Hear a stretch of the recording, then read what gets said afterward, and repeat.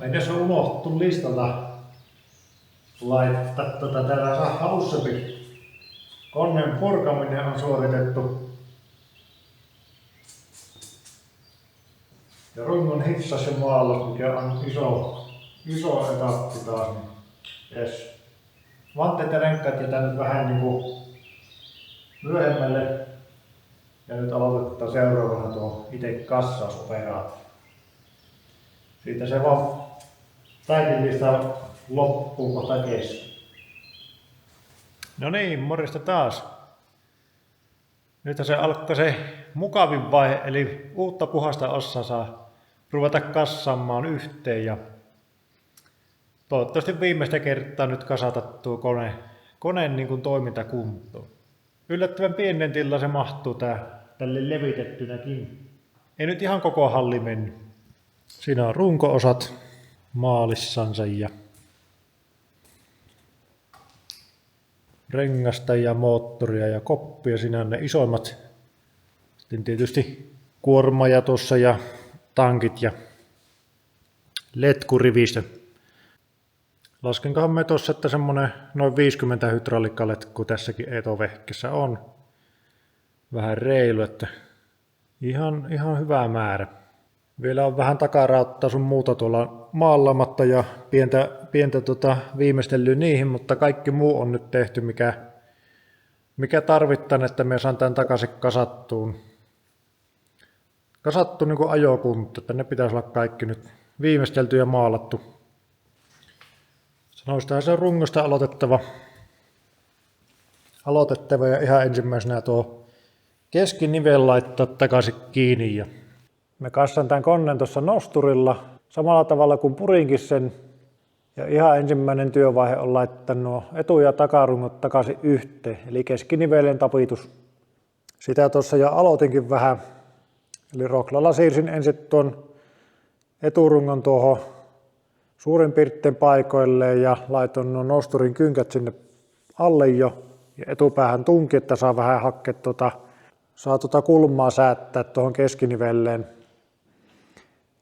Ja takarunko sitten roklalla tuohon hollillensa niin lähelle kuin saapi. Nyt mulla on aika hyvä me saan etupäätä nostettuun nosturilla ja tunkilla ja säädettyyn kulmaa. Ja takapäätä pystyy sitten tässä liikuttelemaan, kun laittaa näitä simmejä ja sun muita. Ja roklalla pystyy myös takapäätä niin kuin nostamaan, että saa haettua sen niin kuin kohdalleen. Alatappi minulla onkin tuolla jo paikallaan. Simmit minulla oli jo aika hyvin tuossa niin kuin aikaisemmin haettu.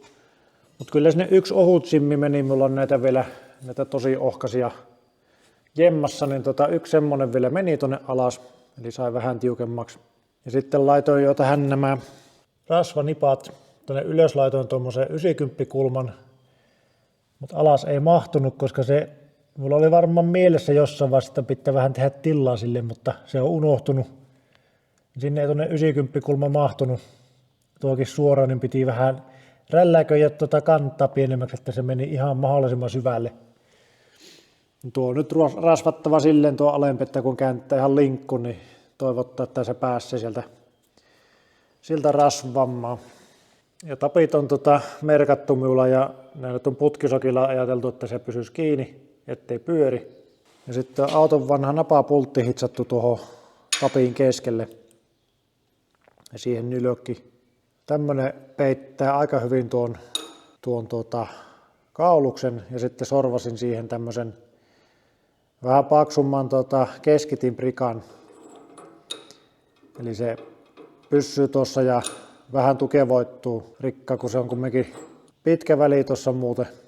Tuommoiset tein alatappi tosissaan jo paikalla ja pitää tuo ylätappi nyt, kun tästä näkee, niin ei ole kohdalla, niin pitää nostaa pikkusen tästä keskeltä ja laskea keulaa alaspäin, että se nyt kähtää paikalle. Sen jälkeen pitää laittaa tuo takakeinu. Se on mulla täällä valmiina, että saa roklan tuonne alle. Mutta ennen kuin nostan tämän paikalle, niin me laitan tähän nuo vetomoottorit ja letkut ja nuo uudet letkusuojat, mitkä tein ja tukirauvat, niin ne laittaa kaikki tuohon niin nippuun. Ja Sitten otan noosturille tuon rungon ja tuon roklalla sen tänne alas ja pistä siihen tappi. Siinä se on taka-akselikin paikallaan.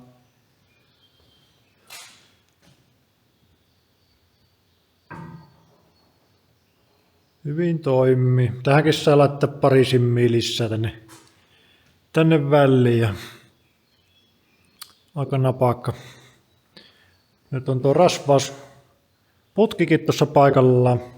Se on tosissaan jarruputkesta tehty nyt tuonne tapin päähän hitsasi holkin, mihin tein kierrettä. Siihen tappi oli sen verran kova, että ne olla minun jenkatapella se ei siihen tappiin saanut kierrettä tehty, niin hitsasi sitten semmoisen erilaisen systeemi siihen. Ja tänne päähän tein kantaa ottaa messinkkiä vai alumiini. Niin jengat sisälle, niin siihen saapi nyt jarruputken saapi kiristettyyn tuohon rasvausnippaan. Niin pitääkö ostamassa vaan näitä kiinnikkeitä nyt laittaa pari tuohon ja katso sitten, että kääntäisikö tämän niin tuohon niin päälle ja laittaisi kiinni, niin se olisi siinä aika paljon helpommassa paikassa tuo rasvausnippa, mitä täällä miettii. Tämäkin tulee tankki, niin tämä jää hyvin pieni rako tänne. On se vaan mukava näitä puhtaita osia kasata. Seuraavaksi voisi laittaa nuo pyörän navat paikalle noihin ja sitten laittaa renkkaat paikalle, niin sapi rullaavaksi takaisin. Laitetaan toistaiseksi nyt vielä nämä vanhat renkaat. Ei ole vielä oikein nuo vantteiden päivitys edistynyt, niin ei pidetä sen kanssa nyt kiirettä. Päässä kuitenkin näittäkin kanssa touhumaan.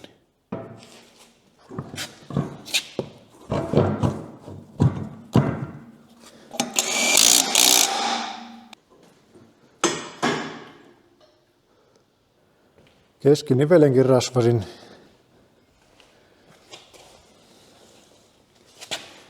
Tuo ylempi, mikä mahtuu tuo 90 kulma olemaan, niin tuo oli aika helppo.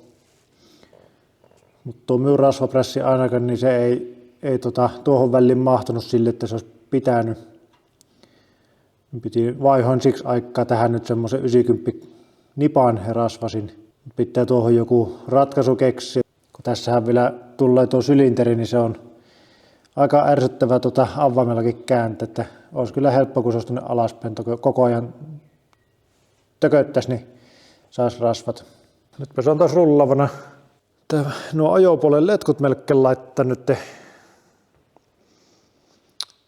ja ne komponentit tänne taakse. Nuo pystyrauvat ja sitten ohjaussylinterit, niiden letkutukset. Sen jälkeen nostaa sitten tuo moottoripaketti tähän perään ja ruveta kopin laittoa miettimään. Joo, hommat on estynyt ihan hyvin tässä. Olen laitellut noita kaikkia letkuja sun muita tuonne paikalle nyt. Ohjaussylinterit on paikallaan. Ne on rasvattu nyt. Sen letkutuskin on kopin lattiassa asti laitettu. Ajon puolen kaikki letkut on, paitsi tuonne tullut tietysti tuo ajopumpulta nuo 2 letkua. Mut muuten on niin kuin ne laitettu. Ja sitten työ- ja ohjauspiirin virtauksen jakoventtiili ja varot on tuossa kanssa niin periaatteessa kaikki mitä on pultattuna tähän runkkoon noita lohkoja ja varoja, niin ne on paikallaan. Sinne ne meni ihan mukavasti. Tuossa on 50-50 jakoventtiili ajopuolella. Sitten on 6-2 venttiili, millä tässä on tehty se hidas ja nopea alue. Ja sitten tuossa oli ajopuolen varot, eli se laskee niin kuin piiristä toiseen, jos menee yli 200 baarin tuo jommankumman linjan paine. Ja sitten on ohjauksessa kanssa tuo varo tavalla, että jos meinaa tulla joku kovempi isku, ajat vaikka eturenkkaan kantoon, niin se paine nousee täällä piirissä, niin se laskee niin kuin vastakkaiselle puolelle ja kone vaan kääntyy. Seuraavaksi pitäisikin melkein tuo moottoripaketti nostaa paikalleen. Tähän onkin sitten viime kerran jälkeen niin pikkusen laittanut johtosäröjä jo suojaa ja teippiä tänne vähän siistimmin. Nämä on menossa vielä koppiin nämä osa, niin niitä ei ole sen tarkemmin laitettu. Ja huollettu moottori valmiina nostettavaksi paikalleen. Tuo Stefa pitää vaihtaa vielä tuohon, kun se oli mennyt rikki. Saa nähdä, miten pitkä se kestää toinenkaan, mutta tämmönen joka tapauksessa siihen. Tuo on ihan kampiakseli Stefa.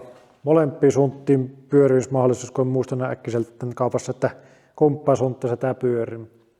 Ja tätä en muista sanoinko tästä aikaisemmin, että nyt on tässä ajopuolessa on niin kuin A- ja B-linja, niin siinä on vain T-nipat ja ihan tämmöinen manuaalisulkuventtiili.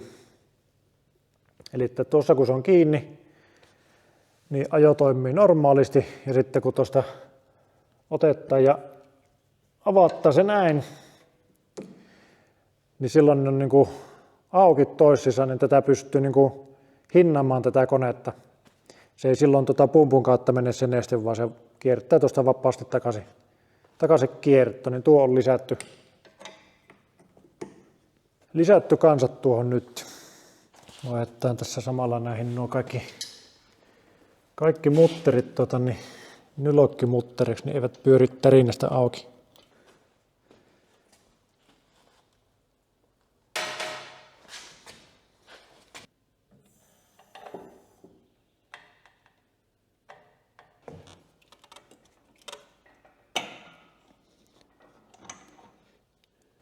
Joo, sinnehän se lasketui. Se meni ihan netisti. Tälle aika helppo, kun koppi tuossa eessä, niin näkee. Ja saa tuoda tältä reilusti yläkautta tuonne. Antaa olla vielä tuossa nosturissa, kun jos joutuu vähän jotta kikkailemaan. Niin joo, yllättävän painava se tuo moottoripumpupaketti on. Vaikka onkin vain 1.6 dieseli, niin silti painaa. Tässä sopi tuon kerran ja tankkilinjan pikku kerrässäiliön paikalle. Sopi tuon laittaa jo siihen. Ai että tää on nopeata kasata, kun osat on valmiiksi tehty. Sitä ei muistakaan. Moottorissa nyt on laitettu ajovaijeri. Ajopumpun letkut on laitettu tuonne. Tää tankkilinjan kokoajasäiliö on laitettu tuonne. Työpiirin syöttöletku on laitettu pumppuun kiinni. Ja nyt on pultattu kunnolla tuo moottoripaketti kiinni, niin eipä sinne ole kestänyt muuta niin kuin oo. Tuolla laitoin tuo etukormeen lohkon tuonne ennen koppiin. Ja nyt se on seuraava vaihe, että koppi laskee takaisin päälle, sitten pääsee taas laittamaan letkuja, vaijeria ja kaikkea mahdollista ja jonkun verran, että se olisi nyt seuraavana vuorossa.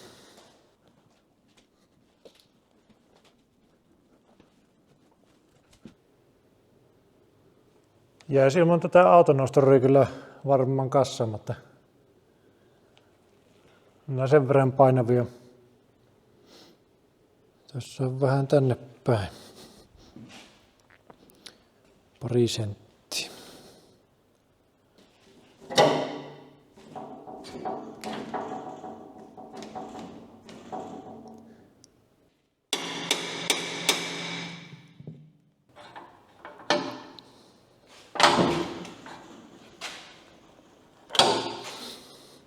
Sinnehän se koppi meni. Nyt kun ekan kerran itsekin näkee tämän tälle niin kuin maalattuna, niin on kyllä aika tyylikkän näköinen.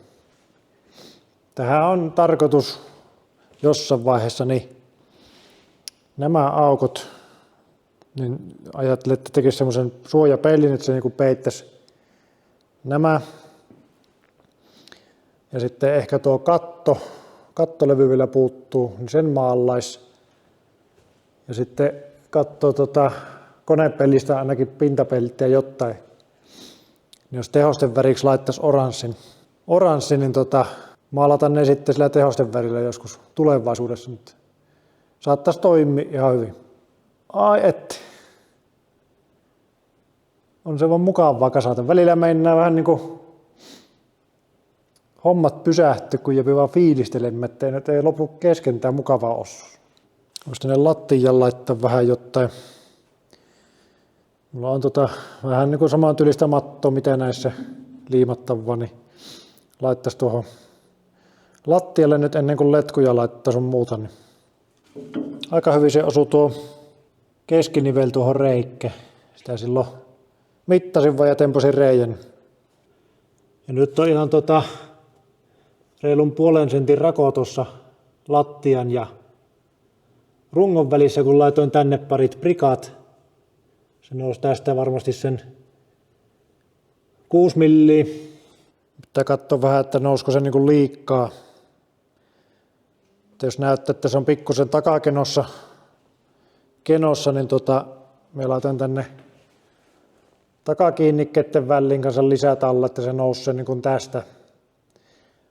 Tuo saa olla ihan tuommoinen tuo etulaita, niin tänne kun laittaa yhdet rikat tai vastaavat, niin sillä se niin kuin varmasti tasoittuu tuo kulma, jos se näyttää, että ei vaikka nämä takarungot osuttaa jotakin. Eturungon kannalta se on sinällään parempi, että se on vähän takavistossa, niin se tänne antaa vähän lisää pelivaraa. Ei letkut hankkaa niin helposti. Joo, minäpä jatkan tästä tuolta letkuja seuraavaksi lisää tänne koppiin ja kaikkea vajeri sun muuta. Katsotaan tässä jossain välissä.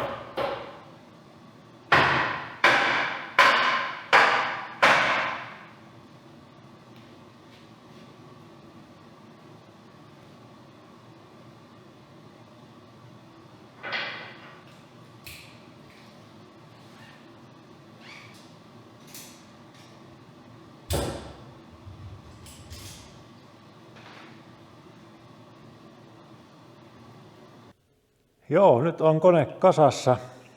Käyttökunnossa pitäisi olla hydrauliikkaöljyä lisätty tuossa ja jäähdytysnestettä jonkun verran laitettu, mitä löytyi. Akku on ladattu ja paikallaan. Kaikki letkut on laitettu, hydrauliikkaletkut. Kuormajakin on paikallaan. Työntämällä sen tähän toin ja saanpahan kaikki letkut nyt ennen käynnistystä. Pikku se on semmonen hermostunut olo kun nyt sen pitäisi olla niin kuin valmis, kunnossa, toimiva. Lähinnä mikä siinä niin kuin jännittää, niin että miten paljon sillä on vuotoja semmosia, mitkä olisi mahdollisesti vittumaisia korjata. Muuten ei. Vähän tuo syöttöpumppu ja moottori, että toimiko se nyt ja se kierroksen säädi. Mutta eipä sinä auta oikeastaan muuta kuin testata.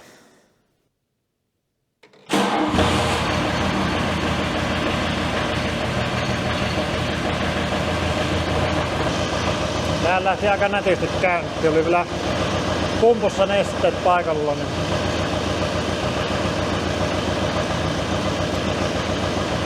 hydrauliikkapumput ei ole vielä päällä. Mä ajattelin, että vähän käytän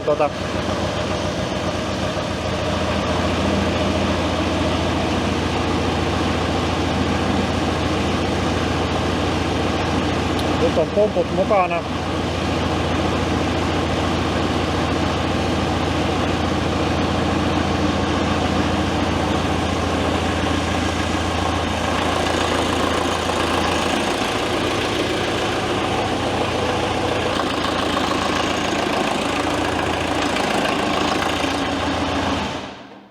Ensimmäinen vuoto. Minulla on täällä yksi letku löysällä kokonaan. Se on vaan jäänyt kiristämättä tuo.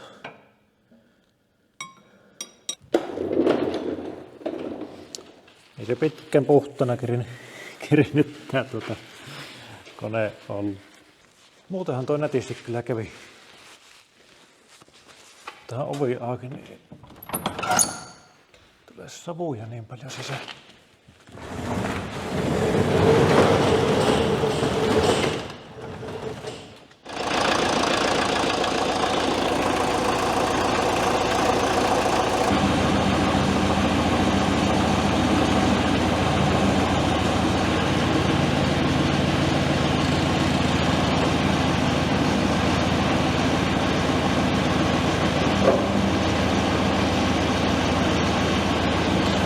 Joo, kyllä se siitä rupeaa vaan varovasti öljy kiertämään. Tää laittaa tuo ajopoliin nyt paikalle, niin pessä eteenpäin. Joystickikin tässä toimii oikein päin, kun se nyt käänsin tuon niin 180 ympäri ja tuolla sitten letkut tietysti muistojen mukaan niin käänsin just ristiin, niin taas se osu. Ja täällä oli tuo oli löysällä, kun siinä on tuossa tuo hanamyllä nyt paikalla. Niin. Joo, pitää nyt laittaa tuo lattia paikalleen, kun ei tässä näkynyt vuotoja. Niin saapi ajopolkimen, niin pessee ajaa.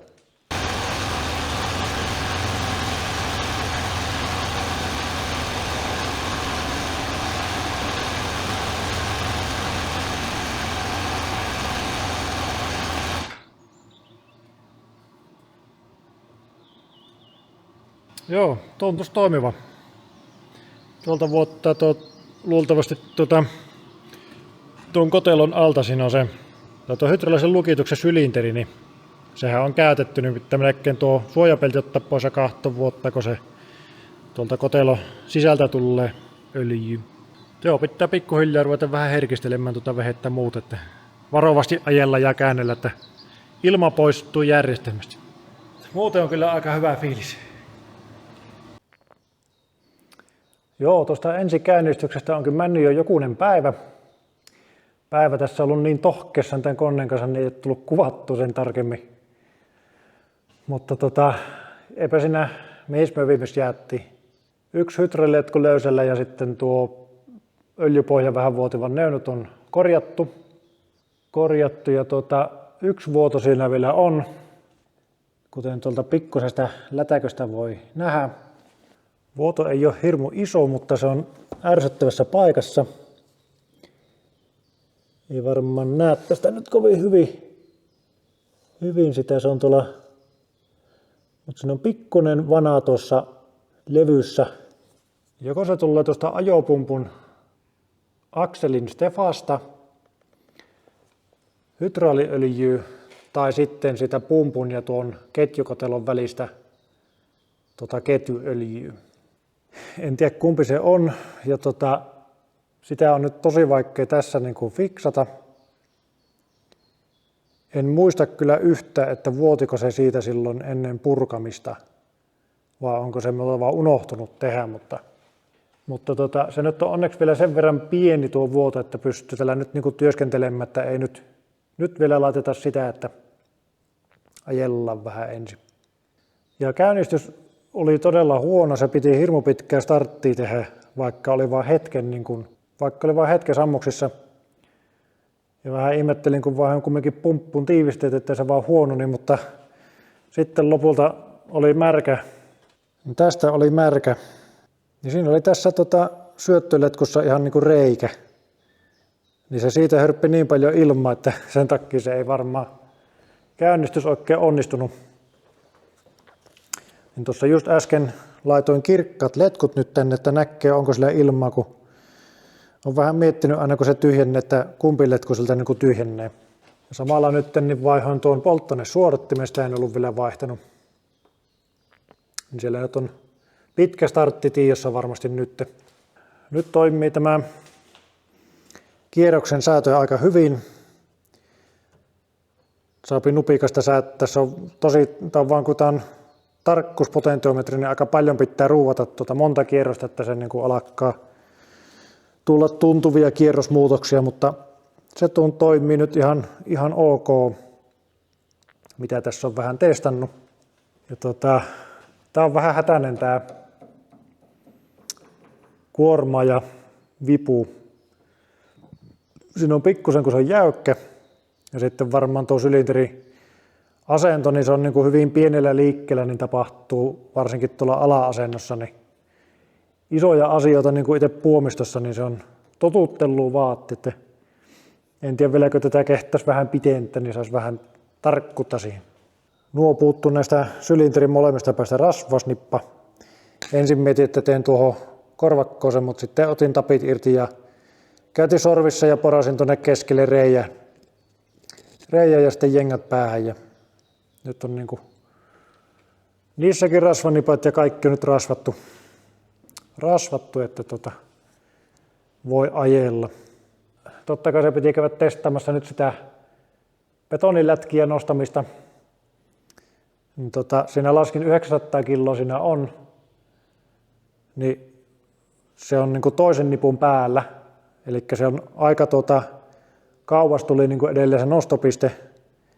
Ja tässä oli sitten tuo vänkyrän rauta vielä tässä, niin se vänkyrän rauta, niin se jäi 10 senttiä piikkien tyvistä vielä se lava. Nostopuomi tuli niin kuin varot vasta, että se ei jaksanut nostaa. Kipilä jaksoi niin kuin kipata sen ja se nousi ilmaan ja samalla nousi perse ilmaan. Niin mutta veikkaan, että se sitä maasta sen kyllä jaksaa nostaa, kun se tulee sen verran niin kuin lähemmäs ehkä. Mutta aika lähellä ollaan tavoitetta joka tapauksessa. Ja positiivisesti, että yksikään hitsisama ei ainakaan kuulostanut pamahtavan nyt, kun niitä on vähän reilummin. Heti piti käydä maksimit testaamassa. Mä oon silleen pikkuaskarita tehnyt tuossa rappuisia ja rupesin rakentamaan lankut ajelin tällä ja vähän risuja kävin kärrelemässä ja kaikkea pientä aijetta. Muuten on kyllä tosi tyytyväinen. Tuo yksi vuoto vähän ärsyttää kyllä tuolla, että jos sen haluaa fiksata, niin sitä joutuu tuon kopin luultavasti ainakin niin kuin irrottamaan ja liikuttamaan niin kuin eteenpäin ja ehkä vähän ylöspäin, että sinne saa niin kuin tilaa. Ja sitten otettava se ketjukotelon yläkoppa irti, että pääsee pumpun irrottamaan ja katsomaan sitten sieltä, että mikä sillä vuottaa. Mutta jos ei tuosta pahene, niin se on sitten joskus vaikka talvella katsoa, jos sen teki sitä nyt vaan kovaa ajoa ja testiä ja vähän pääsee puuhastelemaan koneella. Tänään kävin myös hakemassa ihan perusmallin takavalot. Tämmöiset ihan mahdollisimman simppelit. Varoituskolmiot, heijastinkolmiot. Ja sitten kävin vetokoukun lopultakin. Eli tämä on tämän mallin koukku, missä on vetotappi tuossa sokalla ja sitten niin kuin vetokoukku normaali. Katsotaan, onko tämä tänne mahdollista saada. Joo. Ja se tulee aika mukavasti sitä just sopivasti, että tuohon vielä saapi ja tappikin mahtuu tuosta lähtemään. Sillä kävin nyt että saapi porata reijättää sitten hitsaan ihan pultit tuohon ja saa tuon vetokoukun ja valoille kanssa, niin kuin, että ne saapi tuohon pultattuun kiinni. Kahtoon, että laitanko ne kolmiot tähän vai ei, mutta nuo kun tekee, niin saa maalata tämän takarauankin sitten. Ja nuo kanssa maalata, niin saa laittaa paikalle. Tuo on vieläkin irti, mutta ei täällä ole niin vuotoja kyllä näkynyt missä täällä, vaikka se oli ihan niin öljyssä. Että se voi olla, että kun mulla oli tää tuossa säilytyksessä, niin mulla oli vain noita hydraulikkaletkuja tuonne niin pää alaspäin, niin se vuoti ne letkut tyhjäksi tuonne kotelon alle. Saa tuonkin pultata takaisin tuon. Mutta joo, nyt on, ai niin, meinas ihan unohtu. Eli tehtävälistä alkaa olla hyvinkin valmis. Vanteet ja renkaat puuttuu, ne en jo nyt jaksanut tähän hättään tehdä, ne pitää tehdä tuossa paremmalla ajalla. Mutta kasaus tehty. Ai että. On aika mukava fiilis. Varmasti tulee konnestaville video. Seuraavaksi katson vähän jotta askareita, jos siinä samalla saisi kuvattua. Ja en tiedä millä aikataululla tulee noita renkkata tai muita päivityksiä sun muuta. Työkoneita muun muassa on iso lista tuossa, mitä on tarkoitus tehdä joskus, niin eikä niistäkin tule, mutta voi olla nyt pieni tauko näissä videoissa. Tässä on nyt kesä parhaimmillaan, niin ei välttämättä nyt tule niitä videoita niin tiuhaan tahti, että tämä loppurypistys vähän niin kuin imennyt mehuja, niin nyt on ihan mukava vaan tehdä jotain muutakin välillä kuin tätä. Kiitos kun olette kattonut videota ja jos olette tykännyt, niin laittakaa ihmeessä peukku, se ei paljon vaadi se. Hyvä, ei kun ensi kertaa. Moro!